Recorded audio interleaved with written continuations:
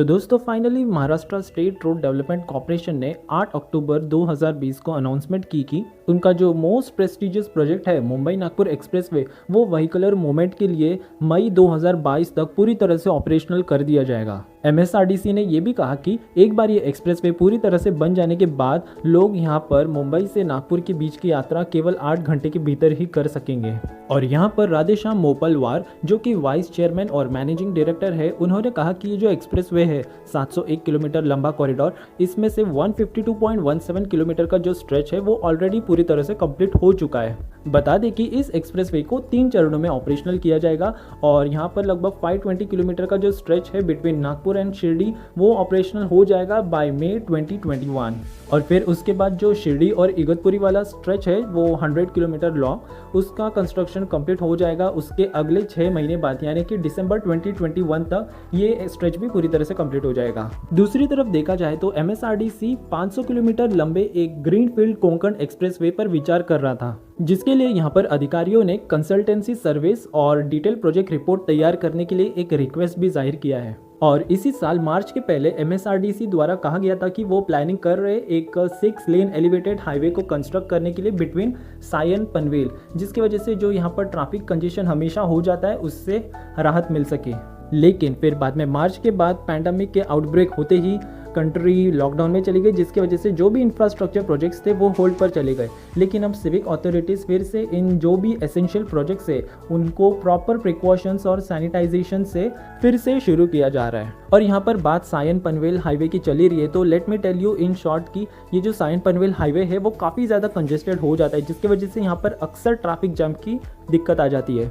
और इसी की वजह से MSRDC ये जो एग्जिस्टिंग हाईवे है इसे वाइडनिंग के साथ साथ यहाँ पर एक 6 लेन एलिवेटेड रोड बनाना चाहती है बिटवीन खारगर एंड तुर्ब at a cost of 1222 crore rupees. तो इस न्यू एलिवेटेड रोड की लेंथ होगी 5.4 किलोमीटर की और इसमें से अकेले 2.5 किलोमीटर जो स्ट्रेच है वो टनल से पास होगा। इस प्रोजेक्ट के लिए 305 करोड़ रुपीस फंड किए जाएंगे सिडको द्वारा और 153 करोड़ रुपीस फंड किए जाएंगे महाराष्ट्र इंडस्ट्रियल डेवलपमेंट कॉर्पोरेशन और MSRDC के द्वारा, और बचा हुआ 50% कॉस्ट लोन के तहत प्रोक्योर किया जाएगा। और एक रीसेंट स्टडी IDFC इंस्टीट्यूट द्वारा उसने बताया था कि एक मुंबई कर औसतम 11 दिन ट्रैफिक जैम में ही गुजार देता है और मानसून के टाइम में ये कंडीशन और भी खराब हो जाती है। इसका मुख्य कारण ये भी है कि मुंबई में पिछले 10 सालों से जिस तरह से सड़कों का निर्माण हुआ है उससे 10 से 20 गुना ज़्यादा तेज़ी से यहाँ पर व्हीकल्स की संख्या बढ़ी है और पिछले 5 सालों में यहाँ पर व्हीकल्स की संख्या 56% ज़्यादा तेज़ी से बढ़ी है। So the civic authorities really need to get serious about this और जितने भी इंफ्रास्ट्रक्चर प्रोजेक्ट्स है उन्हें जल्द से जल्द कंप्लीट करना चाहिए और फ्यूचर के लिए और भी नए इंफ्रास्ट्रक्चर प्रोजेक्ट्स प्लान करने चाहिए, क्योंकि पूरे महाराष्ट्र में जितने व्हीकल्स है उसमें से अकेले 22% व्हीकल्स मुंबई में है। तो आज के लिए बस इतना ही। Hope you enjoyed this video and to know more about Mumbai Nagpur expressway then watch my this video. तो दोस्तों मुंबई नागपुर एक्सप्रेस हाईवे, जिसे महाराष्ट्र समृद्धि महामार्ग भी कहा जाता है, उसकी कुल लंबाई 701 किलोमीटर की है और ये 8 लेन एक्सप्रेस हाईवे होने वाला है और ये पास होगा 10 डिस्ट्रिक्ट्स, 26 तहसील और 390 विलेज से।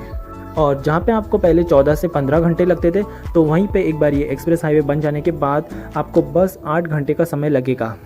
तो इस पूरे प्रोजेक्ट की कुल लागत 46,000 करोड़ रुपीस की होने वाली है और इसके लिए जो लैंड एक्वायर करना है वो है 8,603 हेक्टर्स का। और अच्छी बात तो ये है कि according to the latest updates 87% of land already acquire कर लिया गया है और ये प्रोजेक्ट हमारे भारत के लिए काफ़ी अहम होने वाला है। और लॉकडाउन की वजह से थोड़ी दिक्कत तो आई है, लेकिन फिर भी इसका निर्माण तेज़ गति से चल रहा है। अभी नागपुर वर्धा जिले में 31 किलोमीटर और औरंगाबाद जिले में 54 किलोमीटर का निर्माण कार्य मेगा इंजीनियरिंग इंफ्रास्ट्रक्चर कंपनी द्वारा किया जा रहा है और इस प्रोजेक्ट के लिए स्पेशली जर्मनी से special pavement quality concrete machines लाई गई हैं। इस मशीन की सबसे खास बात यह है कि ये एक बार में ही 15 मीटर चौड़ी सड़क बना देती है। इसके साथ ही इस प्रोजेक्ट में 250 मीटर्स के 2 टनल्स भी बनाए जाएंगे।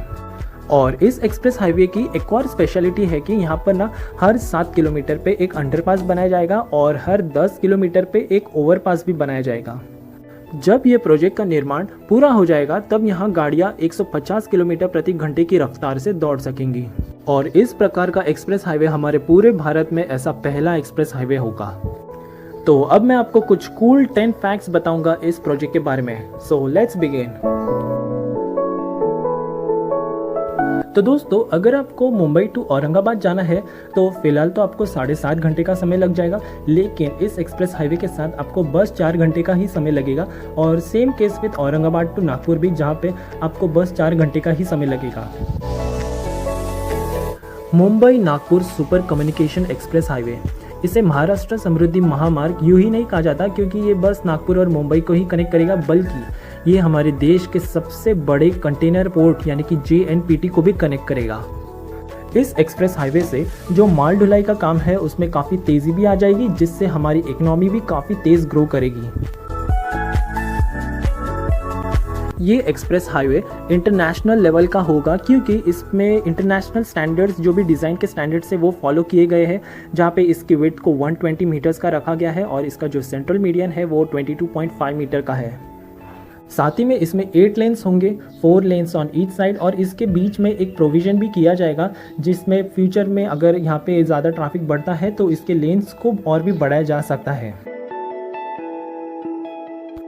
इस पूरे हाईवे में 50 फ्लाईओवर्स, 24 इंटरचेंजेस, 5 से भी ज़्यादा tunnels, 300 plus pedestrian underpasses at strategic locations मौजूद होंगे।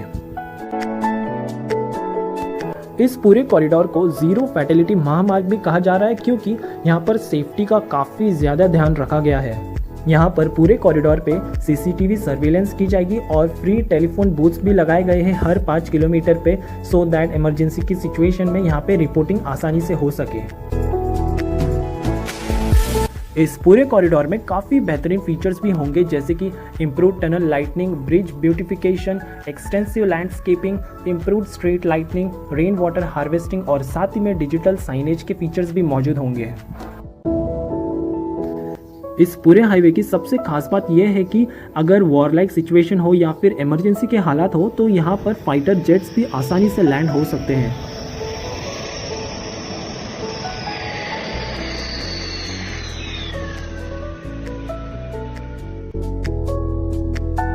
ये एक्सप्रेस हाईवे काफ़ी इंपॉर्टेंट टूरिस्ट डेस्टिनेशंस को भी कनेक्ट करता है, जैसे कि Pench national park, Tadoba tiger reserve, Ramtek, Ramdham culture theme park, Sevagram, Chikhaldara, Lonar, Shegaon, Ajanta, Verul, Daulatabad, Gautala wildlife sanctuary, Bibi ka Maqbara, Shirdi, Pandavleni caves, Trimbakeshwar Shiv temple, Sula vineyards और तानसा वाइल्ड लाइफ सेंचुरीज।